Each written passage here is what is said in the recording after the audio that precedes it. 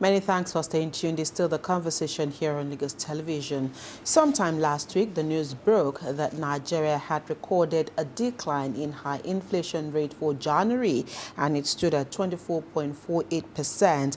And of course, this was after the debasing or rebasing of the country's price index, the CPI, which of course had not been done in almost a decade. And now I'm sure a lot of people are wondering, what exactly is the CPI? What does it mean for people like us who are not very, very firm in business? We do this just because we are coming to interview somebody. Because we do have a guest in the house this morning, and he'll be taking us through what this is all about and what this will translate to, especially for every Nigerian when it comes to the Nigeria's economy. Olusegun Okwade is a policy development analyst. Thank you for being here on the program this morning. Good morning. I'm glad to be here. Right. Of course, we all were happy when we heard that there was a decline in January's inflation rate. But of course, going further, it was said this was due to, the rebasing of the CPI. And the first question is, when we talk about the country's price index, what exactly is that? Okay. The CPI basically is a consumer price index, and that speaks to the price of commodity. If you ask globally in terms of how people buy, how they purchase, and how they have access to some of those goods that we all consume. And year in, year out, there are ways you bring some of those things into the net in calculating the value at which they are arriving to.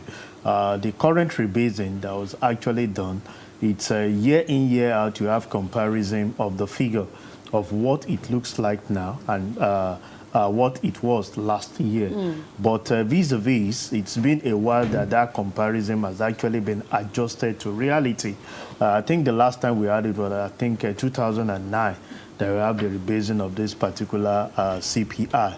And it speaks a bit far from what it should be, knowing fully well that you and I understand that telecommunication, even though it plays a major role, was not as much as intense as we have it now. And calculating and bringing those into the factor of things, we may not have been able to capture it actually, and that's what they've been able to do not too long. But we have this to say. It's really not speaking to reality. Thank you. Because we must highlight that particular area. Because I was going to ask you that if this is, earlier I did say consumer, I meant, if this is consumer-based, and it should actually be a reflection of the prices in the market, or the prices of, how buying and selling. And I'm glad that you quickly said it is not a true reflection. So why are we then looking at this, or why is this becoming that important that it is almost 10% of what the inflation rate was in December, that it ended in January? So if it is not a true reflection, why are we, in quote, happy about this decline? Okay, why we should be happy is there are several activities that before now have not been captured into the net, and it's not giving us the reality. What this speaks to is that it's able to guide the government to say this is where we are supposed to be in terms of delivery, putting, just opposing some of the things that are actually happening, which we may not be having a right capture of it. And that's why the happiness is there to we've been raising it to about 34-35%, but the actual thing putting into some of the activities that are even obsolete, that are supposed to have been taken out, the new one that are supposed to be introduced, let's have a basement. And that's why as at 2024, when you look at the activities that has been carried out in other sectors, they've been able to have that calculation to be at 24%. Now speaking to reality, there are basic things that drives inflation. How are we working towards them? And don't forget, this CPI we're talking about as a way of working on the monetary policy itself, on how to actually regulate the foreign exchange and the likes. What they've done currently is to say this is where we are supposed to be. How can we stabilize the foreign exchange policy in such a way to make the business, happy. People might say that we've not gotten so much improvement that we should be, but I'm sure we've moved from 1,900, 1,800 that we were possibly late last year, let's say, to about 1,500, 550, which reasonably we are going somewhere. Okay. When you look at the other arms that we've always been advocating for, I remember myself and my friend Jibola to say, can we look for a way to make patronage of some of the things that we're doing, domesticating it? And one of it is this idea of everybody integrating into the oil that we all have, which one of us is actually producing, which is reducing the pressure that we have on foreign exchange. Okay. And it's like we are going somewhere. Right. The journey is just starting. And when you have the direct approach to say this is where we should be, we should start having the reflection on the general market price in no distance time. Okay. Okay, if indeed we are going somewhere, so how will this drop in inflation rate erase the pains of fuel subsidy removal, electricity tariff, telecom tariff, and of course, which is the other one now? Okay.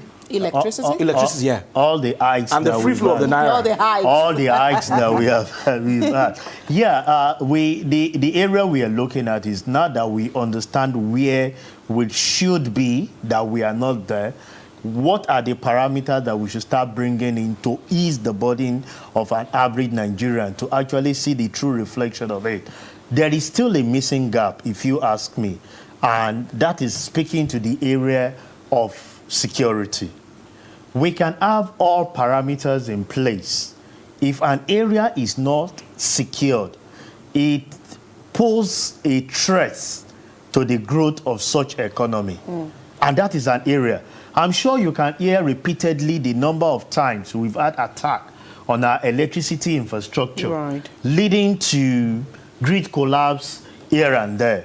And I've asked, even if you are putting every other factors in place and you are not addressing that, you discover that the number of days that will be on blackout impact on the productivity of an average businessman. He has to go and get alternative power supply, of which the diesel, as we speak, may not be that affordable to them. The other alternative power supply is not as cheap as what you will speak as having the national grid. So if we work on all other parameters, it's fundamental that we address the issue of security before we start having the gain of some of these things that we are seeing out there. How do people have access to the agricultural produce that we have? I'm sure, was it 2 weeks ago, you heard about the attack in Castina. You wake up every day, so much people have been killed. Even the unrest politically in some of the states are not allowing people to go out. So I always address you to say, enough of all these economic jargons that we talked about. Have we addressed the fundamental? Okay. And I can tell you that where there is peace, where there is security, gone are those days. I say it proudly. Years back, which I can't try now, I prefer to travel at night. I enjoy the drive. But can you try it now? No. I'm sure people will ask you, why are you embanking on a suicide mission? You understand? But those are the things that we do then. You will see some of my the Easterners. They will leave Lagos 8 p.m. And they are already in Onitsha by 1 a.m. Right. As you are waking up, they are in the market, procuring what they have during the day, and that same night, that next day, they are back to Lagos, awaiting their goods. Can we try that now? That on its own is impacting on whatever we are doing. So as we are working on the fiscal policy to make sure that we have more people in the tax net paying all those things, the monetary policy, how we can stabilize foreign exchange, we must address critically security measure. These are things that you will not see on economic indices to say these are, but it's fundamental in such a way that an average farmer can assess the farm. I tell every individual, the unrest we are creating for ourselves, even in the Southwest, without anybody attacking us, by creating political instability, it's enough to give problem and, throw spanner in the wheel of progress. Right. In the Southwest, we've been enjoying a lot. Now, we are not having terrorists as claimed in the North. But are you aware that we are creating unrest, that governance is becoming difficult to manage? So whatever economic indices anybody is putting in place, you might not see the impact by an average citizen, you and I. All we'll just be doing is complaining, and on paper we'll see things working, but we are not having the translation of it, to the common man. Right. I'm glad that you mentioned that, because we also said that at the beginning of the program, that economists will tell us that on paper things are improving, things are working, because if we also go by a forecast by Olayemi Cardoso, that is the CBN governor, sometime in January, where he said in 2025 inflation will ease, and at least we've seen that in January. We also remember, I think it was during the January 1st address of Mr. President, where he spoke about a very tall order looking at 15% as the inflation rate for Nigeria in 2025. But if we now have about 24.8%, is that work in progress by this administration, judging by all of those reforms that this administration is also working on? Even though you've touched on security as very pivotal, that government also needs to work on. But if you look at the talk of Mr. President, that of the CBN and others, would you agree that indeed they are walking the talk? I would say work in progress, but I think we still have a very long way to go. Okay. If you look at the MPP that was actually arrived at after the last meeting by the monetary policy, I think interest rate is about 27% now. Right. And I will ask you, I'm a businessman. While we're growing up, I think the margin that is allowed those days, you cannot peg it more than 30%. So if you are going to do the funding of your business by borrowing, and you have the benchmark, that 27.8 is the benchmark. Right. There are other costs that will be attached. Hidden costs, like they call them. But there are other administrative costs that will definitely be attached to it, and you might be pegging yourself at that particular 30%. So you now ask, at what margin do you want to give your service to your client in fulfilling the obligation, that on its own? So if the CBN governor is coming out to tell us this, I think the area we should start looking at is, how do we reduce the interest rate in such a way that an average person can have access to funds. Loans, right. You can have a good idea. You can develop a fantastic feasibility plan.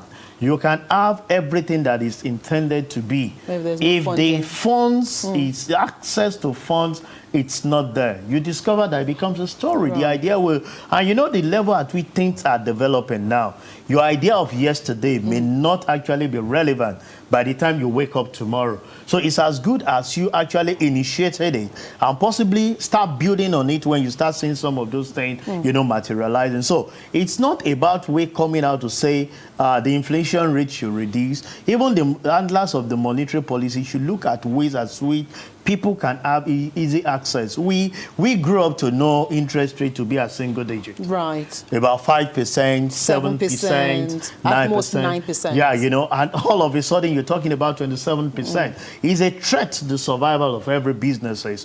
And even a lot of people will tell you that having access to some of these funds internationally is actually more valuable than sourcing locally because of the margin it's going to be. So, and that on its own, if we don't manage it well, for people to have access to this locally, it will put pressure on our foreign exchange, because when you borrow from the international market, what you're doing is that when you're repaying back, you're not paying back in Naira, but you'll be doing that in foreign exchange, and you need to source for such funds to make it available. So I feel that we should still speak to that idea of saying, domesticating the things we have.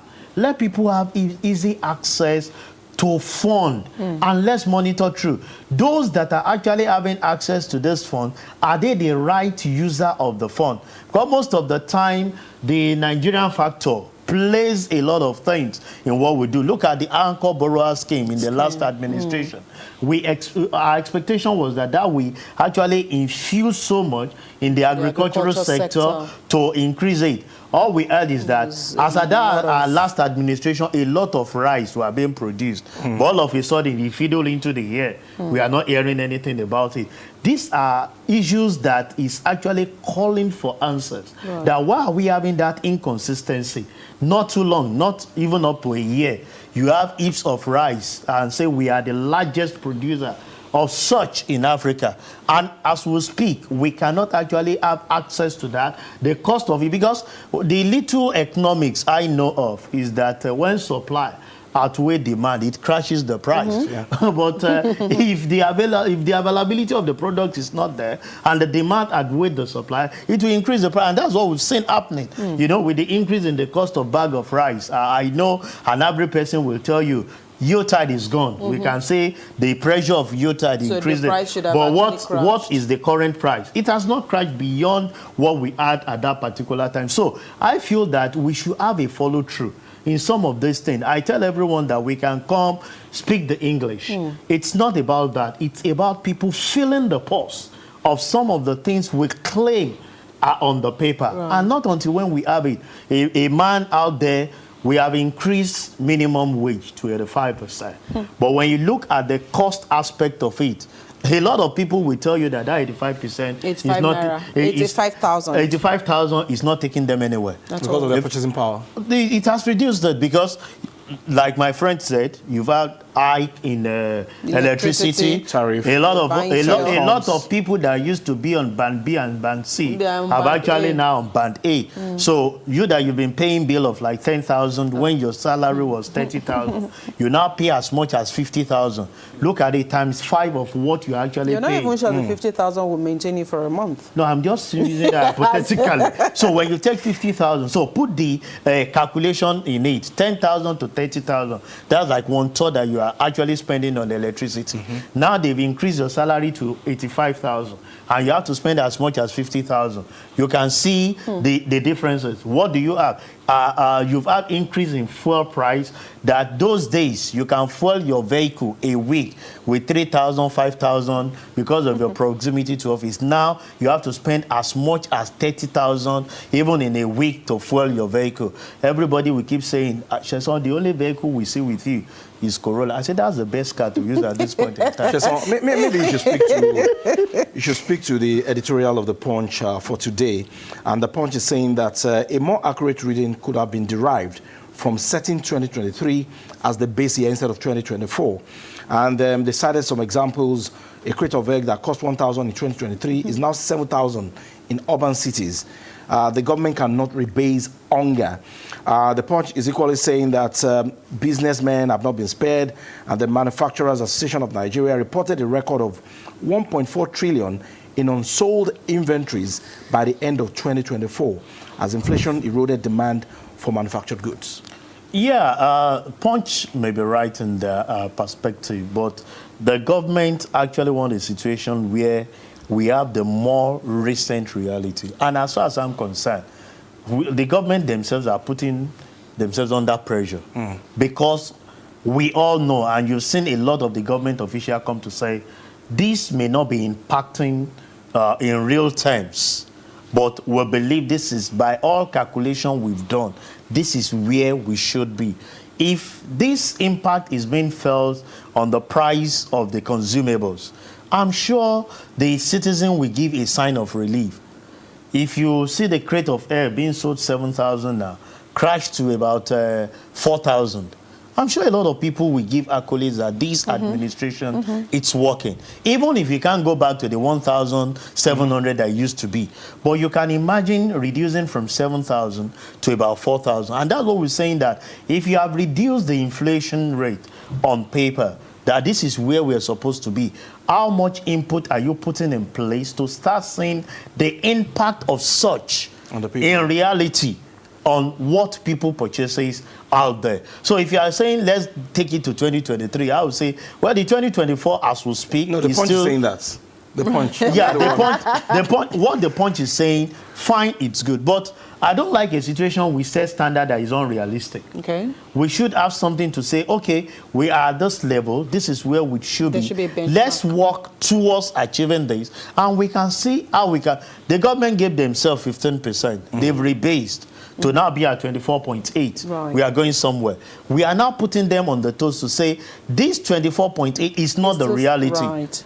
It's not the reality. We are not feeling the impact as a common man. So be on the walk to make sure that we first attain this 24.8. Then we can now see that we're on the journey to get to 15%. Okay. Because what they are saying is that by the end of this year, the price of egg that is 7,000. If you go by the parameters of reducing inflation to 15%, should not go above 3,000 naira. Jason, let me hold you. Let me just hold your thoughts there. But I mean, and you're just going to answer this. The Nigeria that you know, and the way we Shylock market women and traders, are you? I mean, so that statement, are you really confident that the price can actually go back to 3,000, or are we in that space where the lowest we can go to maybe will be 6,000? I can tell you that it is something that is realizable. But most of the time I tell individuals that will put accusing fingers to the government. But the problem also lies with we, the citizen. Right. And every businessman is a capitalist out there to exploit people beyond imagination.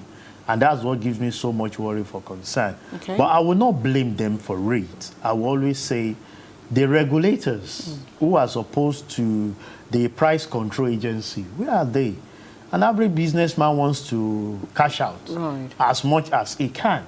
But if a regulator is out there to actually regulate what you're doing, I'm sure if MBC is not here, we can speak freely. True. But because we know that MBC is out there regulating our activity, if I say what is not here and you don't caution me, I'm sure before I leave the studio, the GM will get a call. Right. It's to tell you that there is somebody monitoring the activities of what we're doing. Okay. Where is the price control agency?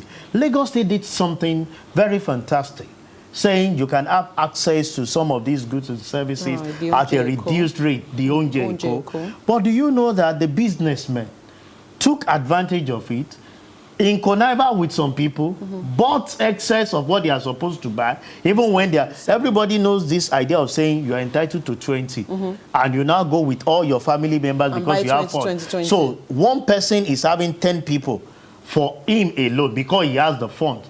And you cannot query it because Sheson is different from Jibola. Even if you are from the same place, I can decide not to be Sheson Kwade again and just be Sheson Adeyemi. Because one, do we have the database to verify that? That's a discussion for another day. So I feel that the price control agency, who are the regulators to monitor activities, are really not upping their game. Okay. Otherwise, when people observe that there are people to checkmate their activity, it will curb some of the things they are doing. I'll give you a practical example. In the oil and gas, I'm sure you know that if there is a slight increase in price, before you open your eyes, every filling station will increase. Right. December, I fought a lot of filling stations because, okay, I'm a public affairs person. I visited some filling station, and when the price was reduced to about, I think, $9.45, a lot were still selling at $9.90, and they said they are selling old stock. I said, but if it is old stock, if they've increased the price, you will increase and you won't refer to old stock. And it's because there is no regulator to follow that up. If somebody knows that if what I'm doing, I'm a regulator and I know I will sanction you with that act that you're doing, I'm sure it will put a check on you. So it's not about government. Policies can be very fantastic. If we don't follow through some of those policies, you discover that it will still, because every person out there is looking for loophole to make more money. To make more money for himself. It's the only person that can do that. And that's why you see there is no sector where we don't have regulators. Right. Enforcement are being They must be able. Go to electricity, you have NEC. Come to the broadcasting and you have the NBC. Go to the health sector, you have their regulator. Everywhere there are regulators, but how much are the regulators doing in such a way to make sure that some of the good works the government will actually be doing? You still see some people, even when the interest rate has been lowered, There are individuals that exploit people and still give very much high price. That's why you see some of these fintech, when they borrow you, they start sending messages up and down, disturbing. They use your pictures online. Online, and you know, because there is a gap. And that's why I feel government should start addressing now. Okay, Sheson. Raise the banner of what the regulators should do in monitoring activities for delivery. I am particular about this price control thing. And the other time when President Bola Ahmed Tinubu met with journalists in Lagos during his media chat, he did say that he doesn't believe in price control. So if we have an administration in place that does not believe in price control, then it's going to be a free market, and market men and women will continue to take advantage of Nigerians.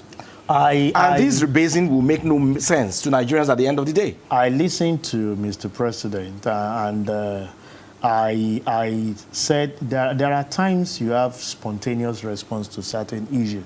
I would say during the May 29, you know, the subsidy. Subsidy is gone, and you know, there are certain things you have as an individual that makes up your informed you of things to do.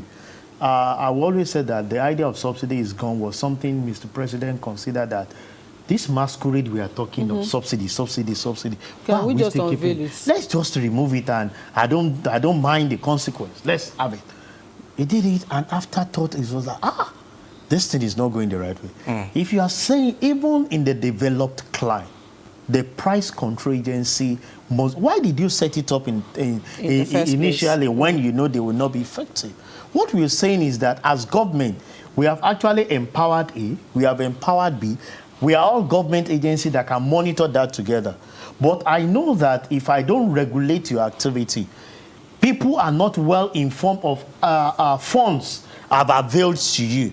To actually, do you know there are several areas where government subsidize their activities, and it's not known to the people, and they still go all out to exploit the consumer. But if the price control agency are there, is to come on a round table and say, this actually may not be known to the people, but I know that there was a relief. It may not be in terms of monetary contribution from the government, but there was actually a relief given by the government to make your liquidity flow easily. But that is not impacting on what you are passing to the people. And that's why I feel that we need the price control agency to be active. You can imagine if that is monitored with the activities we have with the Onje Eko in Lagos. A lot of people will have access to it, and you'll be able to, there are people who follow through those things that you are buying. That's why I say monitoring is very key. Right. People can go ahead. There was a time in this country that people would buy fuel and they were selling at the neighboring country. True. And I think this subsidy was able to address that. Why were people fighting and saying Nigeria is not fair on them?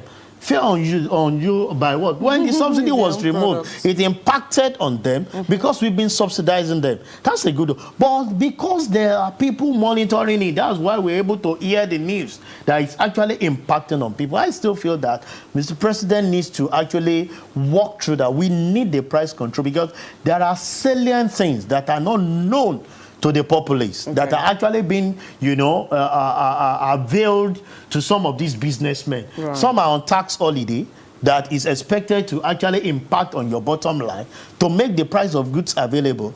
But they are not actually maximizing that. They still go on tax holiday, and with that, they still go with the current price they are supposed to. Some people are set up to actually be a control organization on what we have in the market, but they still want to lash on it. So I feel that it's fundamental that we activate the price control agency to monitor the activity. So all you need to do is to be feeding them areas where you are. Dangote is actually doing, but government has its own input too in what some of the things it's doing. Mr. President gave him the leeway to say, we will not sell crude to you in dollars. You'll buy it in naira.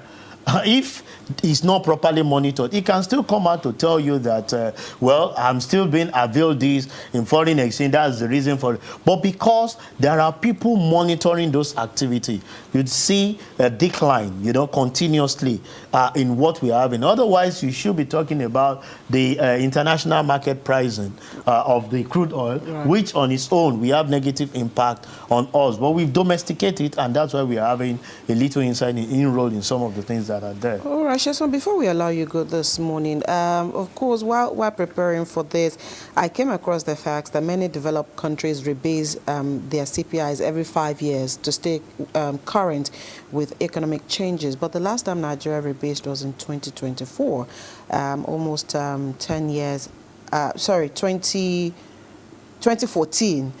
So if we take a look at global trends and what is obtainable in Nigeria, what would be your advice going forward? Yeah, I think we are not in isolation. Okay. We should integrate ourselves into global best practice. If an average developed country rebased their economy their CPI every five years, what they're trying to do is have a closer range of what reality should be, even when you're having it on paper. And that will be a proper guide to whatever you are actually doing. It's not only in terms of economy. I've asked people, do you know the years we've been talking about census?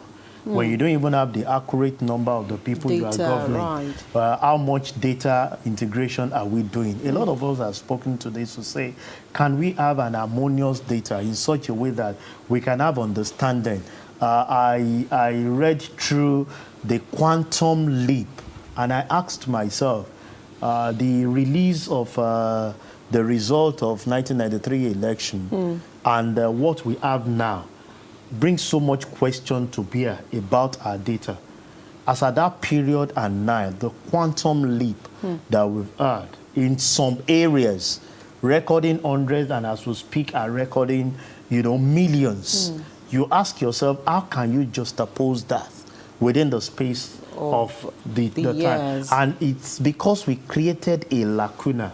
We don't have, as we speak, is speculation. We're about 200 million. We're over 200 million. We are nearing 300 million. These are figures. Where are the facts to say that these are the number of people in Lagos, these are the people in Kano? It aids your planning. Maybe because I'm a finance person. You don't just plan, in the cloud, in a vague manner to say, this is how it should be. You should be able to say, in this local government, these are the number of people we have, and back it with fact. Right. A lot of people are challenging Taiwo Yedele, the tax reform. Taiwo will tell you that, no, it's not about emotion. Right. You come out with facts to back what, that every of their decision is backed up with facts to say, we've actually carried out this test, we've actually carried out this, and these are evidence of it to say we are going somewhere. So I feel that government should take this of much importance to see how we have the accurate,